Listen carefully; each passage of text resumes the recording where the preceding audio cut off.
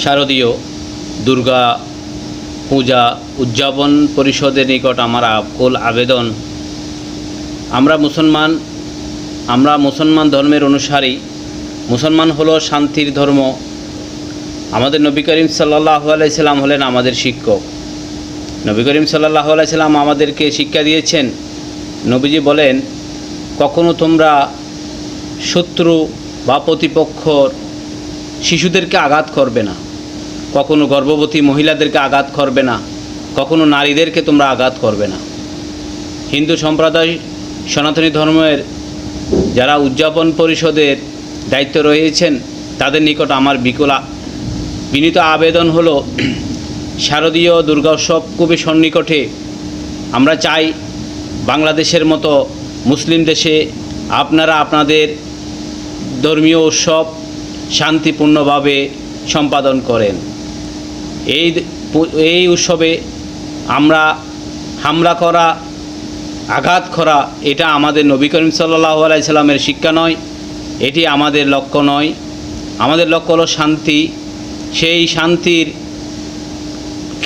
লক্ষ্য রেখে আমি শারদীয় দুর্গা উৎসব পরিষদকে বলবো, যেদিন দশমী হবে, পূজা আপনাদের প্রতিমা আপনারা বিসর্জন দিবেন, সেদিন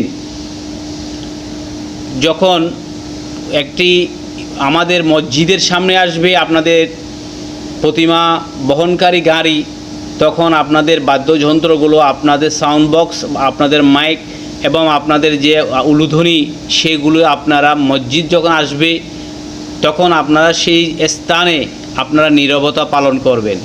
তাহলে দেখা যাবে মুসলমান যারা ইসলাম ধর্ম অনুসারীর সাথে আপনাদের সাথে কোনো প্রকারের সংঘর্ষ হবে না। ইসলামী ভাইরাদেরকে বলতে চাই যে আমরা ইসলাম ধর্ম গ্রহণ করেছি, ইসলাম শান্তির ধর্ম। হিন্দুদের গাড়িতে আমরা কখনো পাথর নিক্ষেপ করব না, এটা আমাদের নবীজির শিক্ষা নয়।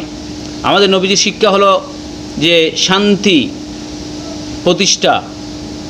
তাই আমরা এই দুর্গা পূজা নিয়ে যেন আমাদের সমাজে, আমাদের পাড়ায়, আমাদের রাষ্ট্রে যাতে এবং সারা বিশ্বে যেন কোনো প্রকারের বিশৃঙ্খলা, অপ্রীতিকর ঘটনা যেন না হয়, সেই জন্য আমার এই বক্তব্য। ইসলাম ভাইয়েরা আমার এই বক্তব্যটি সকলের নিকট পৌঁছে দেন। আমরা চাই এই দেশে আমরা শান্তিতে বসবাস করি। এই দুর্গা পূজাকে নিয়ে কোনো প্রকার সংঘর্ষ আমরা কামনা করি না, যাতে আমাদের এমন কোনো সমস্যা না হয় যাতে আমরা এটা নিয়ে খুব আমাদের সমস্যা হবে, আমরা লাঞ্ছিত হব, আমরা বঞ্চিত হব। তাই আমি সকলের সার্বিক সহযোগিতা কামনা করছি।